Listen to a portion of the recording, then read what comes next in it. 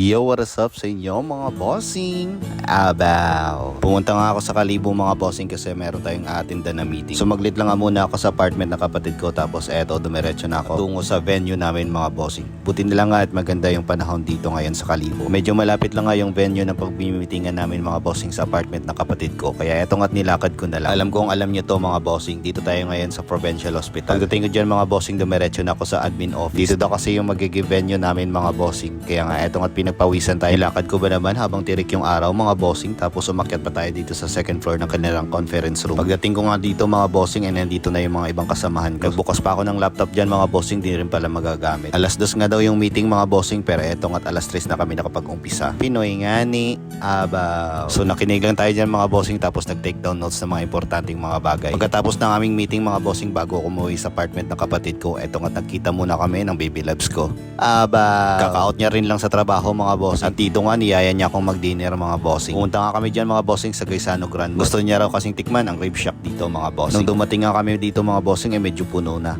Kaya eto't ako na lang yung nagpila tapos siya na yung naghanap ng pwesto namin. Dito nga parang tuwang-tuwa siya mga bossing kasi parang ngayon lang daw ulit kami nakapag-dinner na dalawa. Minsan lang talaga mga bossing kasi nga medyo malayo kami sa isa't isa. Siya nasa Banga habang ako nasa Malay. Kaya yung mga ganitong pagkakataon mga bossing talagang sinusulit lang talaga namin. Aba. O siya.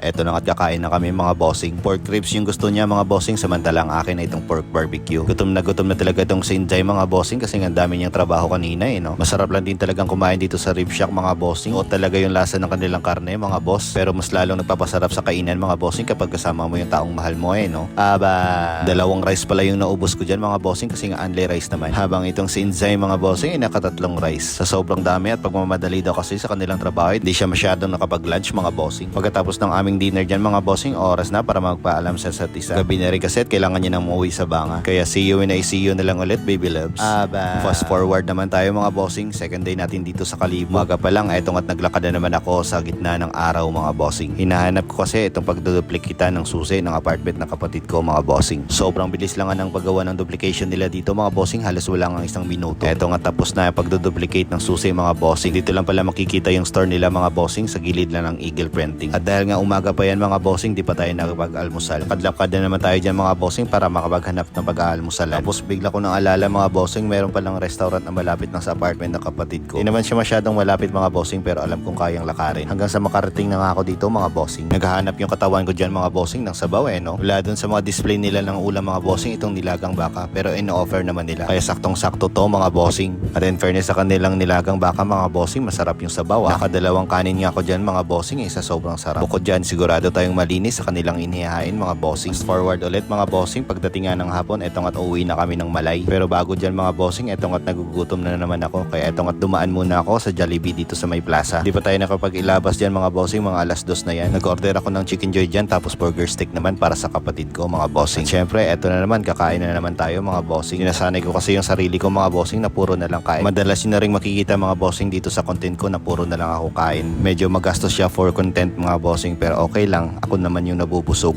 at tinatakam kayo. Aba, that's it for now mga bossing. Thanks for watching. This is Boss D. Malay represent. Aba.